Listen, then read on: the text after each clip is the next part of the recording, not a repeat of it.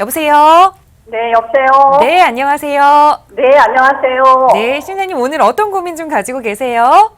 제가 이쪽에 경기도 군포시에 네. 충무 2단지 19평짜리 아파트를 하나 가지고 있어요. 네. 네, 제가 살기는 지금 평촌에서 살고 있거든요. 네. 작년에 이제 매입해가지고 입주했는데 1가구 2주택이 됐어요. 네. 그래서 향후 이거를 가지고 있어도 되는 건지 아니면 지금쯤 매매를 해야 되는지 대표님께 좀 네. 자문 좀 구하려고요. 알겠습니다. 그러면 평촌에 집을 먼저 가지고 계시고 추후에 군포의 아파트를 더 매수를 하신 거세요? 아니요. 반대로? 집을 먼저 매입을 했지요. 네, 그리고 나서 평촌으로 이제 이사를 가시면서 이제 그럼 기존에 있던 집을 전세를 주고 이사를 가신 건가요? 그거는 따로 저희가 네. 조금 여유가 있어서 따로 매입을 한 거거든요. 네네. 그래서 전세를 네. 지금 주신 상황이세요? 네네. 알겠습니다. 그러면 군포시 금정동의 충무 2단지 아파트 이걸 앞으로 좀 어떻게 해가야 할지 세금도 좀 고민이 되시네요. 바로 살펴볼게요. 대표님과 네. 인사 나눠보세요. 네, 감사합니다. 네, 안녕하세요. 네, 대표님 안녕하세요. 네. 네. 전화가 어디 막 울리는데 어디 울리는 데 계시나 봐. 네, 제가 좀 그렇네요. 텔레비전 보시는 건 아니죠? 네, 지금 안 보고 있습니다. 네. 자, 우선 충무 2단지에 대해서 한번 살펴볼게요. 네. 충무 2단지를 살펴보려면 첫 번째가 거시적으로 볼 때 이 3번이라는 데를 봐야 돼요. 네. 3번은 90년대 초반에 생겨난 제1기 신도시 중에 하나예요. 네. 그 1기 신도시 중에서도 규모 면에서는 어쩌면 가장 작다고도 할 수 있고요. 네. 그런데 3번 인터체인지부터 시작을 해서 12, 13단지부터 시작을 해서 쭉 오면서 8단지, 7단지, 6단지 내려오고 네. 지금 있는 충무 2단지 옆에 거기에 이제 그쪽으로는 거기 또 김연아 나온 학교도 거기 있잖아요. 네, 네. 그렇게 산을 산자락을 타고 형성된대요. 저희들이 네. 대학교 다닐 때는 거기가 그 축사가 있어서 김이 모락모락 나던데요. 네. 그 동네가.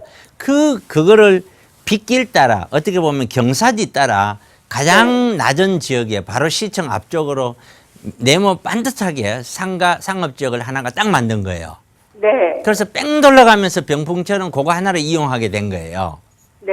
자, 그런데 한번 보자고요. 입지를 보자고요. 다른 신도시에 비해서 평촌, 일산, 중동, 저기 분당 여기에 비해서 3번이 서울로의 접근이 훨씬 더 좋은 거는 아니죠. 못하죠. 네.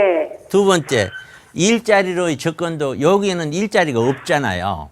네, 그렇죠. 전부 다 다른 데 다 가야 된단 말이에요. 네, 그렇습니다. 그러니까 일자리하고도 거리가 멀죠. 네. 그다음에 또 다른 데 비해서 교육 시설이 더 좋으냐? 이것도 더 좋다고 내세울 것도 없죠. 네. 그러니까 그야말로 조용하게 거주하는 주택가인 거예요. 네.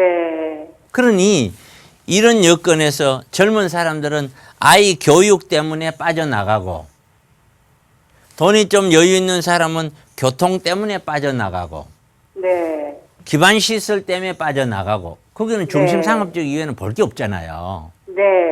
그러니까 이래서 빠져나오고 저래서 빠져나오고 저래서 빠져나가기 때문에 얘가 일기 신도시 중에 가격이 가장 낮은 거예요.